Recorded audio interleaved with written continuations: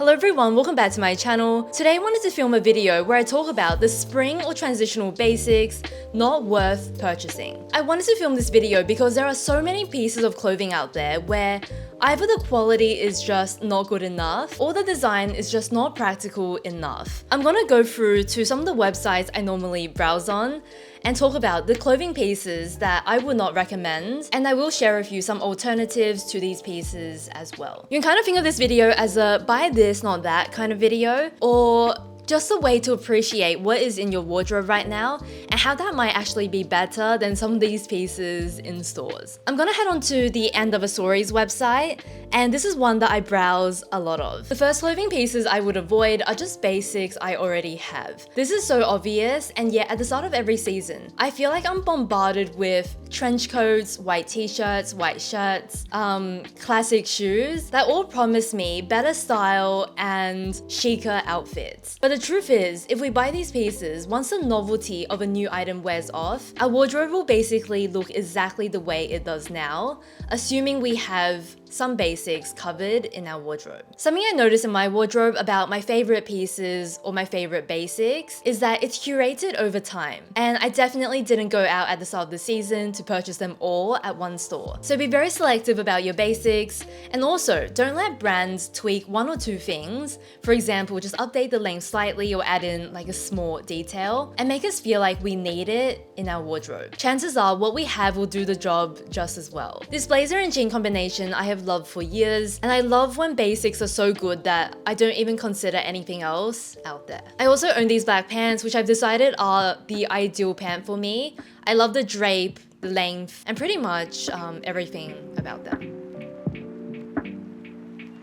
I'm on the Mango website and I'm looking at this V-neck sweater. It's mostly synthetic and it's going for about $50. So to be honest, sweaters like this I feel like are really not worth purchasing because they're lightweight and you can definitely find cotton or merino wool options for pretty much this price point, if not even a bit lower. This open work cardigan here is absolutely beautiful. I love the way it looks, but it is more than 50% polyester, and honestly, for something that is so beautiful that I want to keep for a very long time, I would honestly just search for something made from cotton, and you can definitely find options that are close to this price range. And truly, with synthetic knitwear, it's one of the pieces that I notice the wear and tear almost immediately. A couple of wears, a couple of washes, and I will really see it on the fabric. Whereas my cotton knitwear pieces, my merino, even when they are from Uniqlo, I wear them for years. Not even to mention, of course, with it being synthetic, it's not as breathable for spring, and you want it to be as the weather starts to warm up. As an alternative of what to look for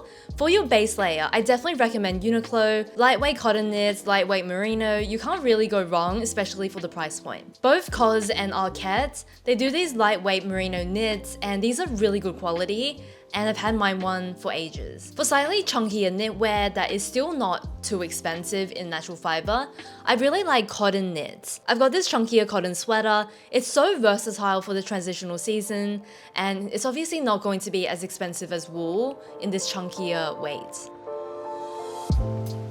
On the End of a Story side, there's a couple of blouses that have caught my eye, and they all have this puff sleeve detail. These blouses are so feminine, they're so beautiful. That's something I avoid for spring, are blouses where the puff sleeve becomes too dramatic and it's no longer easy to layer over the top. So with this crop corset blouse, it's not two statements, but the moment I put it underneath a blazer, I feel like it doesn't look as good. So I'm not gonna wear it as often because I'm often out and about with my jacket on. This scallop knit top is a little bit better because the sleeves are not as long and dramatic. So I could probably easily do a crop jacket or an oversized blazer on top, and it will still make the top look nice. This is basically the biggest thing I will look at, whether it looks nice layered, because if it doesn't look good layered, then chances are I'm not going to wear it as often. The other consideration is purely aesthetic. If my favorite thing about these tops is the sleeve and I'm always putting a jacket over the top, then the most beautiful part doesn't get seen. So I always have to think quite a bit about these purchases just to make sure I know what I'm going to wear with it and how I'm going to style it. If you like this aesthetic, I would recommend instead going for short sleeve tops. They're usually a little bit easier to layer underneath different things. And then I would also do voluminous sleeves made from a very soft cotton material. So don't go for anything that's too voluminous or structured. Instead, do a softer fabric, and that will make it so much easier to layer. Let's take a look at some spring skirts. So I saw this one I like from Reformation, and then there's another similar one from Zara. One of the things I've been seeing a lot as a little bit of a micro trend is a full circle skirt. It's nothing groundbreaking for spring summer, but I've been seeing it quite a lot in this full circle, more voluminous silhouette. This is a silhouette that I think is very pretty, but because I'm more petite, I usually don't like when there's too much volume at the bottom. So I kind of prefer in shape my end of a story skirt or this skirt I found from the Outnet, which is just a little bit more straight in the fit. I also like when you can see my ankles. I just find that quite flattering. The other thing I always look at for skirts, especially if it's in white or a light color, is whether it's lined. So I actually hate when white skirts or light colored skirts are lined with polyester, because what it tells me is that they've used like a really thin material on the outside and it has to be lined for there to be opacity. I find that using a polyester lining makes an item so much hotter to wear, so it's a little bit less practical in terms of comfort. But I also feel like most of the time they haven't used a nice enough fabric on the outside. They could have just gone slightly thicker and it would solve the issue of needing a lining. So it also tells me this fabric might be a little bit too sheer and not the nicest quality. Something I've been noticing quite a lot of recently is light yellow. And this is one of your classic, fresh spring colors. So I've seen it on Cezanne. There's this pastel yellow jumper. It's the cutest shade and I love the way it looks with blue. I've also seen this light yellow floral silk blouse from End of a Stories. Also very, very beautiful. For light yellow, this is a color that absolutely I am drawn to. I think it's so fun and vibrant and happy, but I feel like it washes me out once I wear it, so I don't love it on me. So what I'll do if I wanted to wear a little bit of this color in my outfits is that I'll do it in an accessory. So wearing the color just away from your face or in an accessory is a really easy way to bring it in, but still making sure you look and feel good in the color. Something else I would do to make this color work for me is that I would choose a shade that is more saturated. So if I take this light yellow color and I make it a bit deeper or maybe a bit brighter, it will tend to look better on me than this muted pastel shade. We can always wear the colors we love. Sometimes it's just making some tweaks to the color or the placement of the color to make it more flattering on us. And I have to say that if you love a color and you feel like you look good in it, then just wear it. There is no like strict science to it. There are so many factors that can influence whether something looks good on you, from skin tone to personal style to like essence. If you feel good in the color, you probably look good in it as well.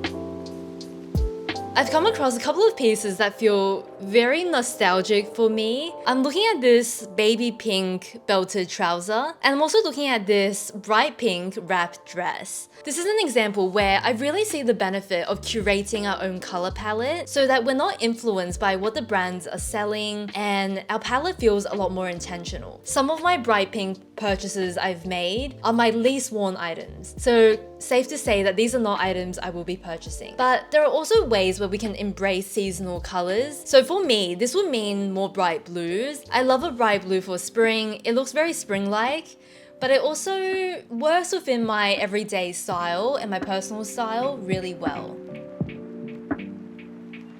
Something that's a bit of a no-brainer for me when I'm shopping for basics is that I tend to avoid tank tops and t-shirts that scoop too low and are too long. When it scoops too low, often I find myself fidgeting quite a lot with my base layer, especially as I layer things over the top. And then the other thing is when t-shirts and tank tops are too long.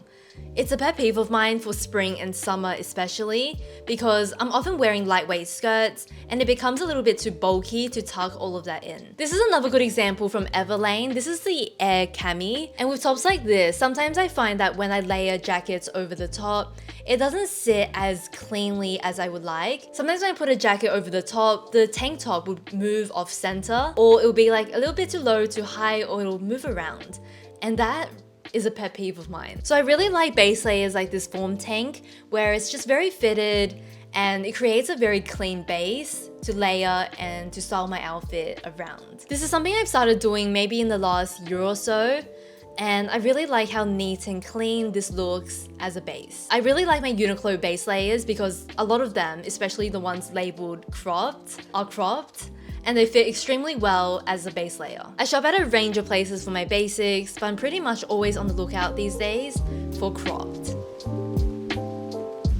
On On the Sazan website, there is a top called the Francisco top, and it's a really beautiful knit cami. So you probably know what I'm going to say about this one. There's a couple of things. First up, it's not really that bra friendly. It really bothers me when straps are showing when I'm wearing a cami top. I feel like it makes it look a lot less polished. And then I'm usually a little bit lazy for a strapless. The other thing is that this is 80% cotton, 20% polyamide. I feel like it's a little bit hot and stuffy for a summer piece. For a spring item, this is the kind of thing that will never get seen because it will be like underneath my layers, and by the time it's hot enough to wear, it will almost be too hot to wear this cotton polyamide blend. I feel a little bit hypocritical about this one because I've actually got some like cotton yarn, and I was going to knit myself this tank top, which is obviously not bra friendly and made from cotton yarn. So I'm rethinking this project, and I might actually make something with slightly thicker straps so it's more versatile. I bought this yarn last year and I'm finally going to use it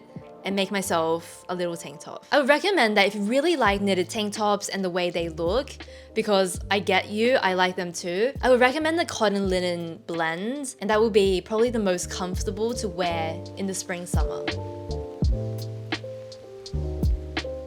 As I'm looking around, I'm seeing a lot of prints, which is of course, you know, such a big thing for spring. I tend to avoid large-scale prints like this Pierrot shirt because I find that with pieces like this, it's harder to style in different ways. I mean, I can style it into any outfit with any bottom, but the print steals the attention, and in my opinion, all the outfits end up looking very similar. I tend to stay away from anything that is going to set the tone for the rest of the outfit and basically make all my outfits look the same anytime I'm wearing that item. The same thing goes with this abstract floral print Pierrot. Also these maxi shirts, whether we're talking about the purple or the brown, I think these are all a little bit too bold these days for my style. When I experiment or go bolder, it's usually in terms of silhouettes, because I find that there are lots of ways to accessorize that silhouette. Or I will do a statement color, because there are tons of color combinations that can come out of that item. Whereas prints, I sometimes feel a little bit limited by. As an alternative, I really love smaller stripes.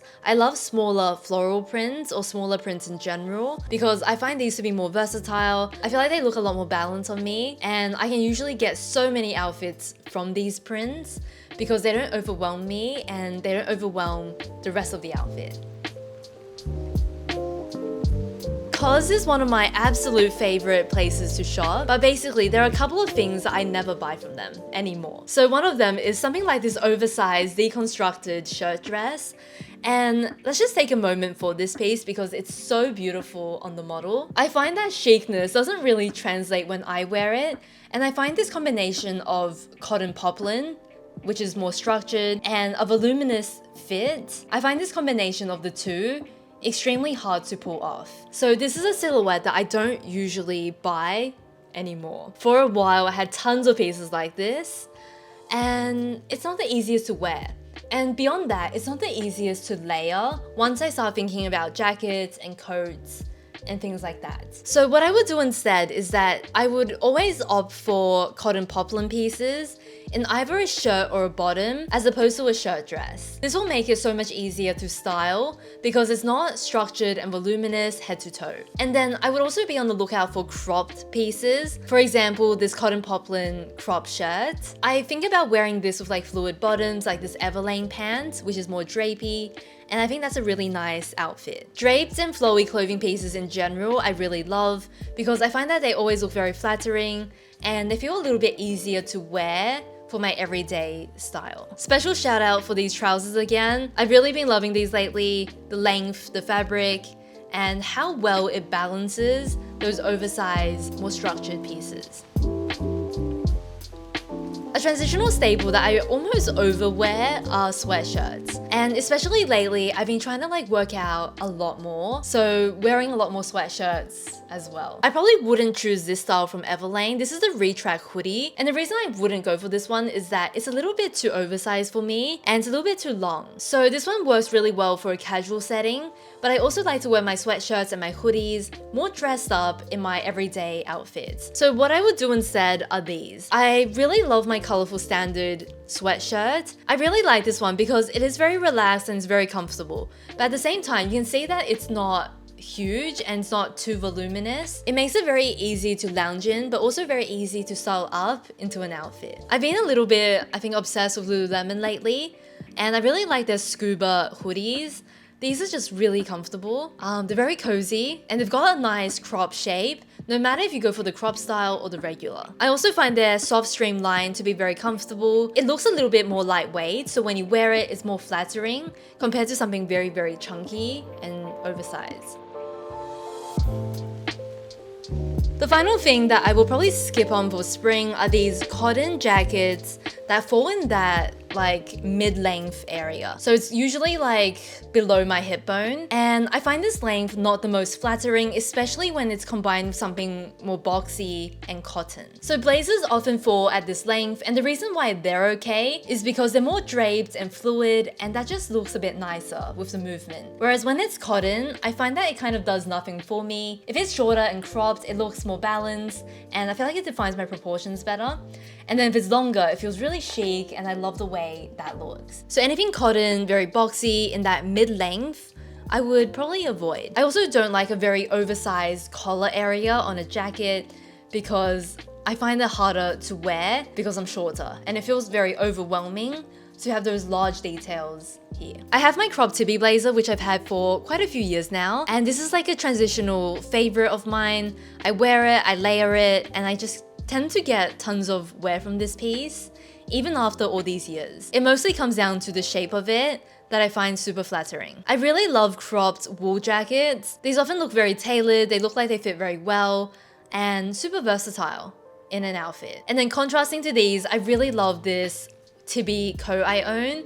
It's got this small plaid print, so it's not too overwhelming in the details. And then it's got that very long shape, which feels like a statement in any outfit. What I'm saying here is quite personal to my body shape because I'm more petite, but the things I will pay attention to that I feel like are more universal is looking at the length of jacket. We all have the lengths that suit us, whether that is actually mid-length, whether that is short, or whether that is long. Consider it for your body shape, how you layer, your climate. I would also look at structured versus fluid. Structured usually looks a little bit more dramatic. Fluid usually looks a bit more flattering and softer, and it just depends which vibe you're going for. I also look at the details of what I'm considering. For example, with this cotton jacket, I find that neckline a little bit too much for this style of jacket. Whereas if it was a little bit smaller, I would find it so much more flattering. And size of detail, size of print can make a huge difference. So those were the 11 pieces that I would avoid for spring. Thank you so much for watching today's video. Let me know if you like the format, the filming space. I'm in my bedroom, it's a little bit more casual, and I kind of like being in front of the desk. Let me know in the comments what you won't be buying for spring, and if there's anything at all you're eyeing up on your wish list. Thank you so much for watching, and I'll see you next one. Bye.